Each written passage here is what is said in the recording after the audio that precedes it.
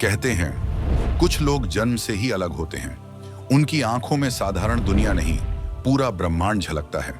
आज हम बात करेंगे ऐसे ही एक महान ऋषि की, जिन्होंने संख्याओं के बीच भगवान को देखा, ग्रहों के बीच ज्ञान खोजा और समय से भी आगे जाकर विज्ञान को दिशा दी। उनका नाम था भास्कराचार्य। साल था 1114 ईस्वी।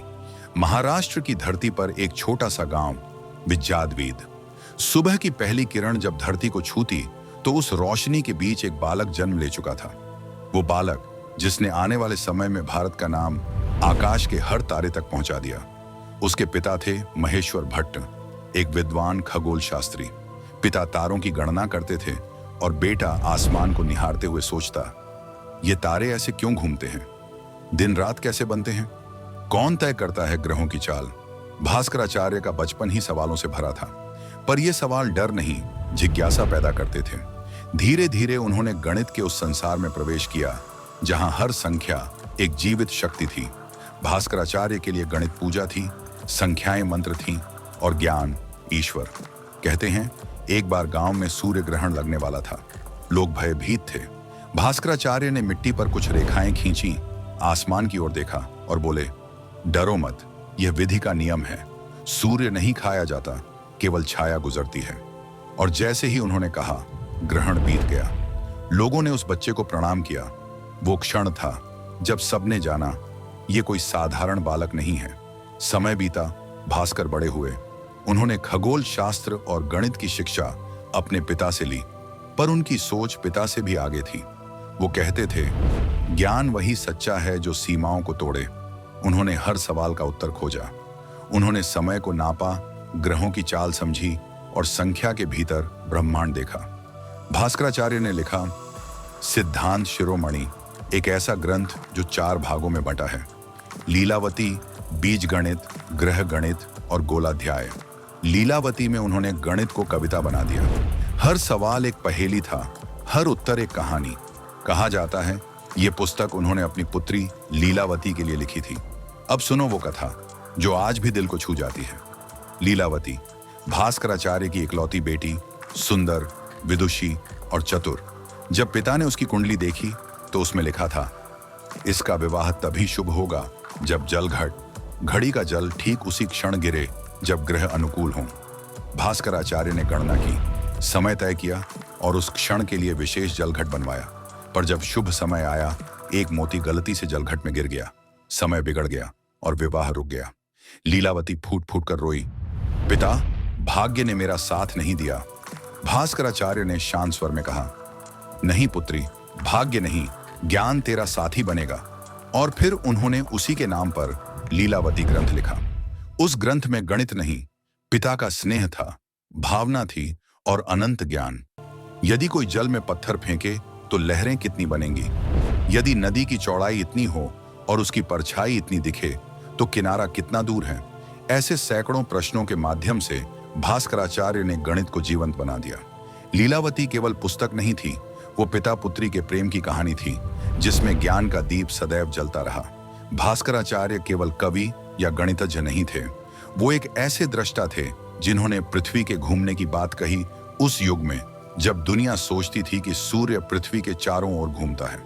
उन्होंने कहा, जैसे नाव में बैठा व्यक्ति किनारे को पीछे जाता हुआ देखता है, वैसे ही जब पृथ्वी घूमती है तो तारे पीछे जाते प्रतीत होते हैं। यह विचार कोपरनिकस से 400 वर्ष पहले लिखा गया था। भास्कराचार्य ने कहा था, समय अनंत है, शून्य पूर्णता का प्रतीक है और अनंत वही है जहां गणना समाप्त हो जाती है। उन्होंने कलन कैलकुलस की नींव रखी। आरणात्मक संख्याएं, घनमूल, वर्गमूल और बीजगणित के सूत्र विकसित किए। उनकी गणनाएं इतनी सटीक थीं कि आज भी आधुनिक गणितज्ञ हैरान हैं। उन्होंने कहा, सूर्य और चंद्र ग्रहण भय नहीं, सटीक गणना है। उन्होंने ऐसे सूत्र बनाए जिनसे सैकड़ों वर्ष पहले ही ग्रहणों का समय निकाला जा सकता था। उनका दूसरा ग्रंथ बीजगणित, बीजागणिता, संख्याओं का महाकाव्य था। उन्होंने शून्य के साथ गणना के नियम बनाए। उन्होंने बताया कि ऋणात्मक संख्याएं कैसे काम करती हैं। उन्होंने घन समीकरणों को हल करने के तरीके दिए। वो कहते थे, यदि कोई व्यक्ति गणित को समझ ले तो वो ब्रह्मांड की संरचना समझ सकता है। उनका अगला कार्य ग्रह गणित, ग्रहागणिता था, जिसमें उन्होंने ग्रहों की स्थिति, उनकी चाल, गति और दिशा की गणना की। उन्होंने दिन, तिथि और सूर्य की स्थिति से सटीक समय बताने के सूत्र दिए। और फिर आया गोलाध्याय, जिसमें उन्होंने पृथ्वी के गोलाकार होने का साक्ष्य दिया। उन्होंने बताया कि पृथ्वी का झुकाव दिन और रात की लंबाई तय करता है। भास्कराचार्य ने केवल विज्ञान नहीं सिखाया, उन्होंने सोचने का तरीका सिखाया। वो कहते थे, ज्ञान वही सच्चा है जो व्यक्ति को अंधविश्वास से मुक्त करे। उनके शिष्यों ने उनकी शिक्षाओं को पूरा भारत भर फैलाया। कहते हैं, वो जब भी शिक्षा देते तो आकाश की ओर देखकर कहते, देखो वहां गणित नहीं, ईश्वर बैठा है। भास्कराचार्य के सिद्धांत इतने गहरे थे कि आधुनिक विज्ञान ने भी उन्हें देर से समझा। उनकी गणनाएं आज भी NASA जैसे संस्थानों में रेफरेंस के तौर पर पढ़ाई जाती हैं। भारत ने उनके सम्मान में भास्कर सैटेलाइट का नाम रखा, एक प्रतीक कि ज्ञान कभी मरता नहीं। पर एक रहस्य अब भी बाकी है। भास्कराचार्य का अंत कैसे हुआ? कहते हैं, उन्होंने अपने जीवन का अंतिम समय एक पर्वत की चोटी पर बिताया। वहां वे अक्सर तारों को देखते और गणना करते रहते। एक दिन जब सूर्य अस्त होने लगा, उन्होंने कहा, अब मेरे सूत्र पूरे हो गए हैं। अब मैं उस अनंत की ओर जा रहा हूं जहां गणना समाप्त होती है। और कहते हैं, वो ध्यान में बैठे बैठे इस संसार से चले गए। उनका शरीर नहीं रहा, पर उनकी विद्या अमर हो गई। उनके सूत्रों में आज भी वो ज्ञान धड़कता है जो समय से परे है। भास्कराचार्य ने सिखाया, गणित केवल अंकों का जोड़ नहीं, जीवन का रहस्य है। ग्रह, तारे, प्रकाश सब एक ही नियम से चलते हैं, और वह नियम है संतुलन, अनुशासन और अनंत जिज्ञासा। आज जब हम स्कूलों में लीलावती या भास्कराचार्य का नाम पढ़ते हैं, तो हम सिर्फ एक विद्वान को नहीं, एक युग को याद कर रहे होते हैं। वो युग जहां ज्ञान ही धर्म था और सत्य ही साधना।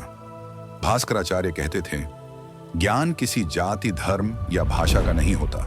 यह प्रकाश है जो हर उस मन तक पहुंचता है जो सीखने को तैयार हो।